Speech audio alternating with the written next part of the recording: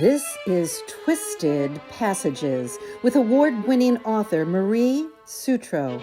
Now, let's take a deep dive into the dark world of psychological thrillers and meet the authors who created them. Hello, and welcome to Twisted Passages.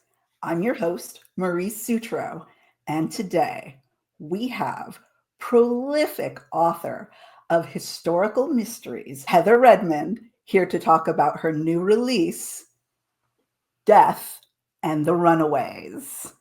Welcome, Heather. Thank you, Marie. It's so nice to be here today. It is so exciting to have you here. Well, I'm here today with Death and the Runaways, which is a Mary Shelley mystery.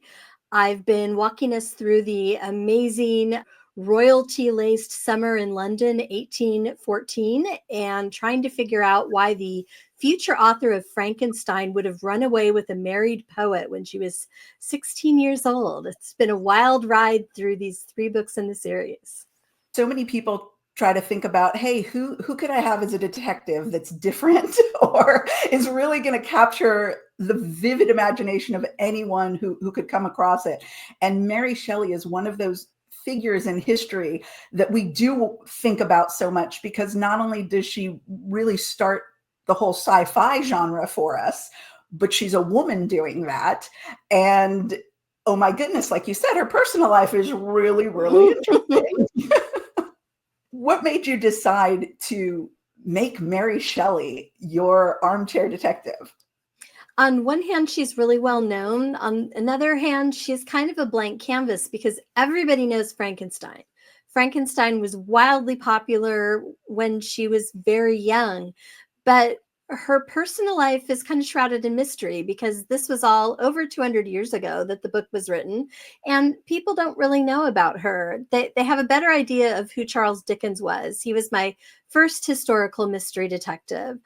When we started to get into that goth girl summer a few years ago, I was thinking about what I could do with that. And the idea of Frankenstein, which has been on my shelf so long, I don't even know where I got the book from. I started looking at Mary Shelley, reading biographies. I had no idea she had famous parents. I had no idea what kind of scandal she was in. I just kind of knew, like a lot of people do, there was this volcano exploding summer in 1816, and she was with Lord Byron and other poets and so forth, and they came up with the original Dracula stories and Frankenstein just in one crazy night. So I did the same thing I did with Charles Dickens. I went back in time and I looked at the becoming phase when they were really young and none of this had happened yet. Who were they? That way, not every second of their lives is documented, and I can fit in mysteries, which I just love. I like to make up my own stories to explain why they did the things they do. And you did it so masterfully. I know you've been at this for a while, but your voice in this genre is so fluid. It would be very hard to discern your voice from people who were writing contemporaneously. How did that come about? How did you get that voice? Well, I was probably introduced to Victorian or early pre-Victorian literature at the age of 10. I was reading Charles Dickens when I was 10 years old and getting more of his as I went through the school years. And I did major in English in college.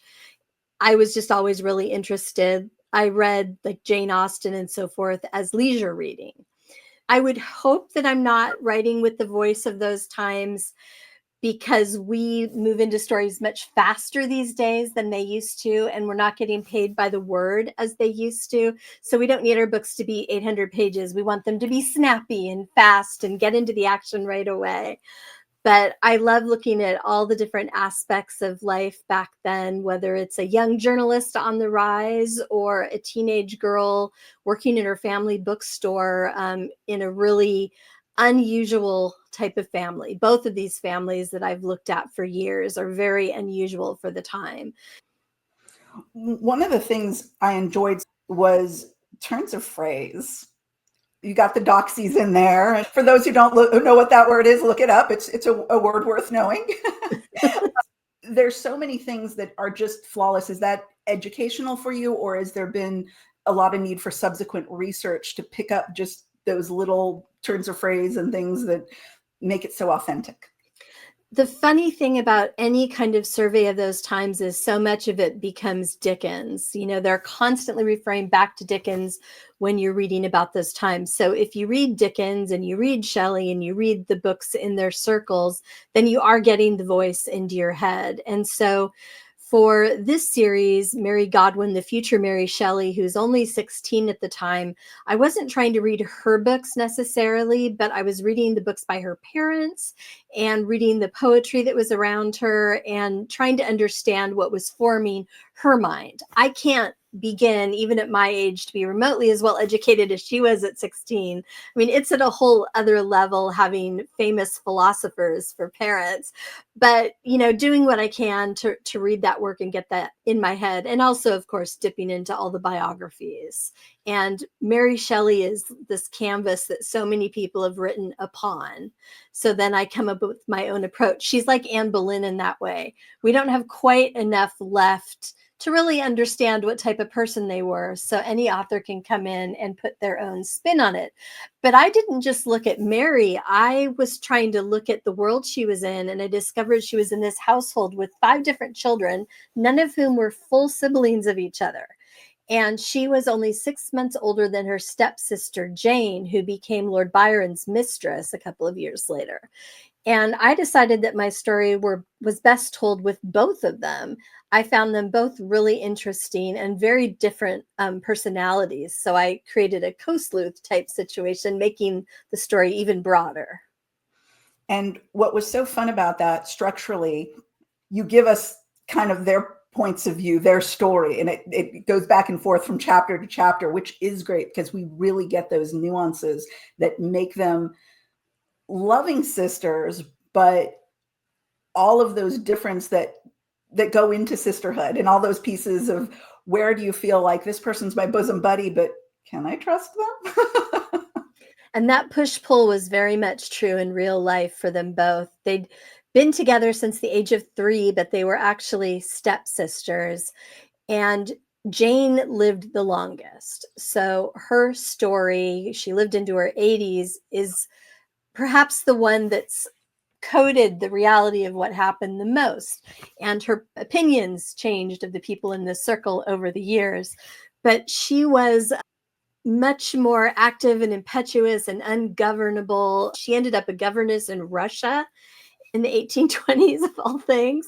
So, they were world adventurers, but she would have done anything more. She only had 1 child. Mary had many more children. So she was more burdened by motherhood and so forth, and more domestic in that way. And she was also a very internal sort of person. So when I wanted to get action into my story, I went to Jane, who would have in real life or in my story done anything. I probably made her even wilder, but I always check to see who has living descendants and who doesn't. And I will say Jane does not. So hopefully no one will come after me for that. I did have one family reach out to me, and I mentioned that in my afterword, and looked at book that they had written to tell me a little bit more about the circle. So it was really nice to have, there's still people who, have descendants in my book. That must have been absolutely magical to make. It was. Connection. Oh my gosh, I can't imagine how cool that was. Both of these ladies, they're young girls, they're 16 at the time. Mm-hmm. You gave us extremely strong, and it sounds like from the reality, the research of the lives they lived, they were both very strong women. Mm-hmm. And I was fascinated by the way you treated the female condition in this time frame, and the way that you gave us so many characters and their opinions, because everybody's aware of the status of women and it's baked into the cake. Mm-hmm. But some people have issues with it. And Mary in particular, her mother, if you could speak a little bit about the vindication of women. Mary Wollstonecraft was a celebrity of the French Revolution era. She had led a quiet life until she was about age 30, caring for her family and becoming a governess of what turned out to be a very wealthy and influential noble family. But then about 30, she started writing, and she also had a sexual awakening, which seems to have not been in existence in her life until then. And her writing, especially her nonfiction, is so accessible now. You can just open her philosophy and start reading it. And it is a truly modern voice. It's just amazing. She was a really revolutionary thinker. After doing the governessing thing and trying to help her sister set up a school, she had really strong opinions about educating women. But along with that, she wanted to experience love. She tried to have an affair with a married man in London. We don't really know what exactly happened, but it ended up all in tears, and she fled to revolutionary Paris, of all things, and hooked up with an American, and she became pregnant by him and had a daughter, and discovered he'd already moved on with another woman. Single mother, illegitimate daughter, like absolutely nothing like was acceptable in this era at all. She re-met William Godwin, who is another literary light of his era. He was a famous anarchist, and she became pregnant again. This time the man was more honorable. He married her, but they were both, like equally famous writers and philosophers. So they kind of had separate households where they came together, and they both had their writing time. She still had to do all the household stuff. She was still the mom. I mean, let's face it, it was still 1797, but it was really unusual, equal-ish for its era. But horrifically, right after giving birth to Mary Godwin, she developed childbed fever and was dead within 10 days or so. Dad, William Godwin, had not been a believer in marriage. They had decided to marry for the baby's sake, because they had gotten old enough by then, in their late 30s, early 40s, to realize they weren't going to change reality with their work. So he didn't find another wife until Mary was 3 years old. You talked about Mary's father. He's a philosopher and he's an anarchist, right? And he's doing all of these things that are kind of counterculture. He's not necessarily buying into these sensibilities of the era that everybody else thinks, okay, this is what we have to do. Not to say they were doing the right things, but they wanted the world to think they were, right? And Shelley comes into it, and he's really so much like the father in so many ways, because there is that sense of male privilege dripping from everything these two men do. And there is judgment as the story progresses on both sides. And you look at it and you're thinking, here's two guys who are supposed to be these completely liberal thinkers, but they're going around, they're judging each other, they're judging everyone, and they're both realizing that the condition of women isn't acceptable, it isn't okay, but then they both have their own roles to continue to play in that system. And they create all the pain. This circle of people is so tragic. The decisions that were made the summer of 1814 caused women to die. I mean, that's how high the stakes are. I have a quote that I always bring up from the first book in the series, because it's the premise of the whole series, which is, when you're rich, you can be careless, and when you're handsome, you can ruin everything around you. And that this trilogy here is just the beginning of what plays out over the next few years. But I will say, these were people who were living in an atmosphere of death in a way that we don't understand in the United States these days. Percy Bhysse Shelley had expected to live long like his father and end up a lord, and he only lived to 29. Lord Byron, dead in his 30s. Keats was part of this circle as well, dead in his 20s. So they were just, at 18 years old, just in full flower of their manhood and their brilliance. They were raised on, these classical thoughts and in ways that we don't get educated anymore, and just pushing the limits. But so Percy Shelley, he had been to Oxford and he'd been kicked out because he was asking questions about God. He wasn't even saying, I'm an atheist. But in that era, you were going to a university to be a clergyman. And so even questioning God was enough to get him kicked out. And he somehow picked up reading Godwin's work. He was also wanted to be a scientist and was doing all kinds of crazy alchemical stuff. A lot of Mary Shelley's books are telling the story of Percy Bysshe Shelley and Lord Byron over and over again. And he reads about William Godwin, who was, the hero of the 1790s when Shelley was very young. And he wrote him a letter, professing his allegiance to Godwin and saying, I can support you in your old age. He is immediately taken on as a protege, as other young men were by Godwin. They had to be very, very careful with Shelley because they knew he probably had access to money and was going to inherit a ton someday. And they were going to take him for all he was worth. Every promise he made in his youthful impetuousness was going to be followed by the Godwin family. They needed the money. So as things just got worse and worse and crazier, the parents were always following the money while the girls were following love. And Shelley at age 21 was married with kids, but also young and beautiful, and probably had that full-on rock star bipolar level of charisma.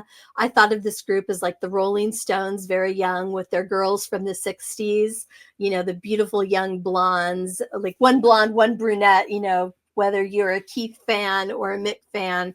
I thought of them as very much like that. But these girls were brilliant too.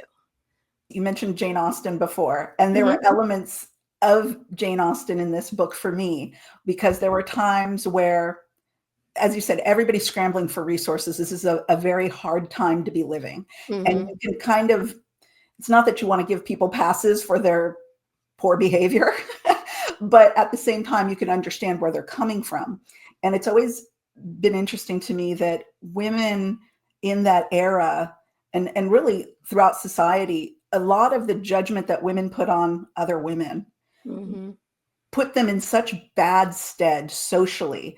Even if you were a wealthy woman, if your brother, if you became a widow and your brother didn't want to take care of you and your dad was dead, you could end up a prostitute, even though you had lived the life of Riley all the way up until whatever age you were. And you were so dependent on men. It's always interesting when you look back that the women were like just punching at each other when they didn't need to be and when it didn't serve them. And in this story, you give us some of those examples that Austen gives us, where sometimes there's those few moments where women see each other and they try to say, look, here's the game. Don't fall for it. It's so powerful. I'm getting little chills right now when I say that, because that wasn't how people normally acted. But when that humanity came through from one woman to another, it was really powerful and really beautiful. And I loved how you did that in this book. Thank you. There weren't enough men in this era. Even if you wanted to be conventional, which Jane certainly did not, there were not enough men because they'd been killed off in the Napoleonic Wars, which had been going on for a generation at this point. So you see this both with the Dickens family and with the Shelley family, that one woman does find a husband. She's bringing along a younger sister and who's never going to marry. So you might have 8 kids, 10 kids. If they're living to adulthood, you have to handle them. So Charles Dickens, he had a younger brother along with him at all times, and Mary Shelley has Jane with her at all times. And it tormented her because choosing the husband she did, Percy Bhysse Shelley, he had a thing for 16-year-old girls. And this came through his very short life over and over again. And one of the big questions has always been, was Jane part of his harem, or was she just along for the ride? And we don't know. In this summer, she was very much more immature than Mary, 6 months younger, but definitely acted even younger than that. You don't really know at this point what is going to happen. But when you've got a woman who is stuck having the children, heavily pregnant, postpartum, all that, and then there's always a younger sister who's never going to marry, so her reputation doesn't matter in these households. Like, what is that man doing who is Lord of all he surveys? So that is just a constant issue. And you really wonder what it would be like to be either of them in those situations and know what you have to accept, because there's no Medicaid, food stamps, or anything. It's just the streets and prostitution, or you all suck it up in this world of men. Absolutely powerful novel, and the mystery that we're trying to solve with Mary and her sister, a great mystery, the way the clues unfold, the suspects in the case, and you give us enough subplots of peril overlaying that mystery in terms of what Mary's future is going to be, and she's got a clock counting down on her. So Heather, I do have to ask, you have been at this a while and you do it so well. Where is the best place for existing and future fans to find you and find out what's coming next? So I have heatherredmond.com, which is the website for historical mysteries. I'm also heatherheaston.com. That's more of romance. And so either website, you can find me. I'm on Instagram. A lot of things are under the Heaston name because that was a legal name of mine at one point. So Heaston Heather at Instagram. I like to post my art there, if nothing else. Also have a Facebook group. Awesome. And last quick question. What do you like to do for fun? I have this thought that like you spend all your time in England.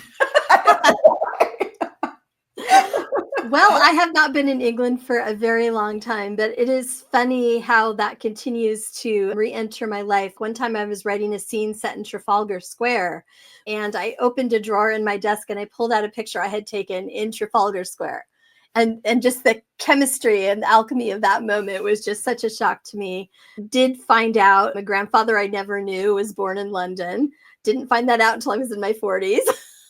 Oh my God. So, this is still unraveling for you. Right. It's all just endlessly fascinating, and people who are born storytellers will always find a story somewhere. This is very true. Again, this story is Death in the Runaways, and it will run away with you. Absolutely great read. Thank you so much, Heather. Thanks for having me. And thank you all for joining us on this episode of Twisted Passages. We hope to see you next time.